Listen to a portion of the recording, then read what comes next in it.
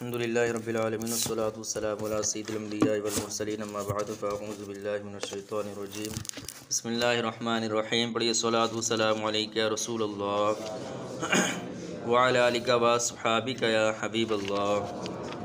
صلاۃ والسلام علیک یا نبی اللہ وعلی آلک واصحابک یا نور اللہ. نویت سنت الاعتکاف. پیارے آقا مدینے والے مصطفیٰ صلی اللہ تعالیٰ علیہ وآلہ وسلم نے ارشاد فرمایا، جو شخص مجھ پر درود پاک پڑھنا بھول گیا وہ جنت کا راستہ بھول گیا. صلو علی الحبیب. پڑھی درود پاک صلی اللہ تعالیٰ علی محمد صلی اللہ تعالیٰ علیہ وآلہ وسلم. بسم اللہ الرحمن الرحیم. ألم تر إلى الذي حاج إبراهيم في ربه أن آتاه الله الملك إذ قال إبراهيم ربي الذي يحيي ويميت قال أنا أحيي وأميت قال إبراهيم فإن الله يأتي بالشمس من المشرق فأت بها من المغرب فبهت الذي كفر والله لا يهدي القوم الظالمين. ترجمہ کنز العرفان.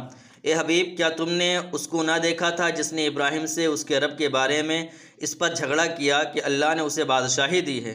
جب ابراہیم نے فرمایا میرا رب وہ ہے جو زندگی دیتا ہے اور موت دیتا ہے، اس نے کہا میں بھی زندگی دیتا ہوں اور موت دیتا ہوں. ابراہیم نے فرمایا تو اللہ سورج کو مشرق سے لاتا ہے، پس تو اسے مغرب سے لے آ. تو اس کافر کے ہوش اڑ گئے اور اللہ ظالموں کو ہدایت نہیں دیتا.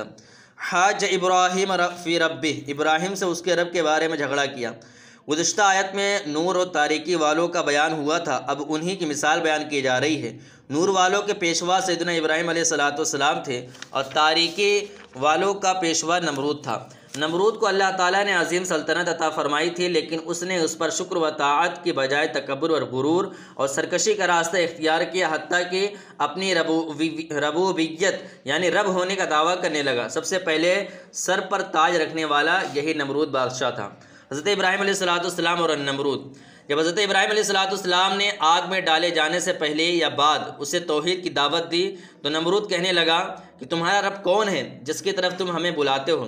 اس پر حضرت ابراہیم علیہ السلام نے جواب دیا کہ میرا رب عز و جل وہ ہے جو زندگی دیتا ہے اور موت دیتا ہے، یعنی اجسام میں موت اور حیات کو پیدا کر دیتا ہے.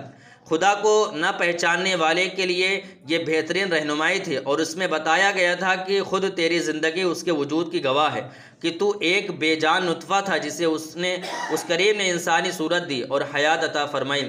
نیز میرا خدا تو وہ ہے جو زندگی کے بعد بھی پھر زندہ اجسام کو موت دیتا ہے. اس کی قدرت کی شہادت خود تیری اپنی موت و حیات میں موجود ہے، لہذا اس خداوند قدوس کے وجود سے بے خبر رہنا کمال درجے کی جہالت و حماقت ہے اور انتہائی بدنصیبی ہے. یہ دلیل ایسے زبردست تھی کہ اس کا جواب نمرود سے نہ بن پڑا اور اس خیال سے کہ مجمع کے سامنے اس کو لاجواب اور شرمندہ ہونا پڑتا اس نے خواہ مخواہ کی بحث شروع کر دی. چنانچہ نمرود نے دو شخصوں کو بلایا اور ان میں سے ایک کو قتل کر دیا اور دوسرے کو چھوڑ دیا اور کہنے لگا کہ میں بھی زندہ کرتا ہوں اور موت دیتا ہوں. یعنی کسی کو گرفتار کر کے چھوڑ دینا، اس کو زندہ کرنا ہے، یہ اس کی نہایت احمقانہ بات تھی. کہاں قتل کرنا اور چھوڑنا اور کہاں موت و حیات پیدا کرنا. قتل کیے ہوئے شخص کو زندہ کرنے سے عاجز رہنا اور بجائے اس کے زندے کو چھوڑ دینے کو زندہ کرنا کہنا اس کی ذلت کے لیے کافی تھا.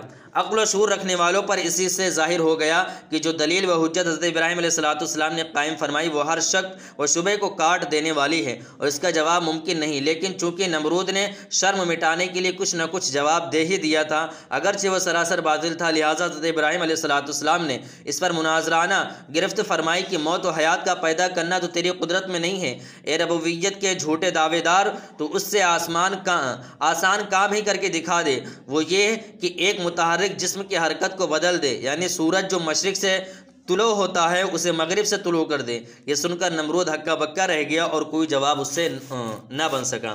عقائد میں مناظرہ کرنے کا ثبوت.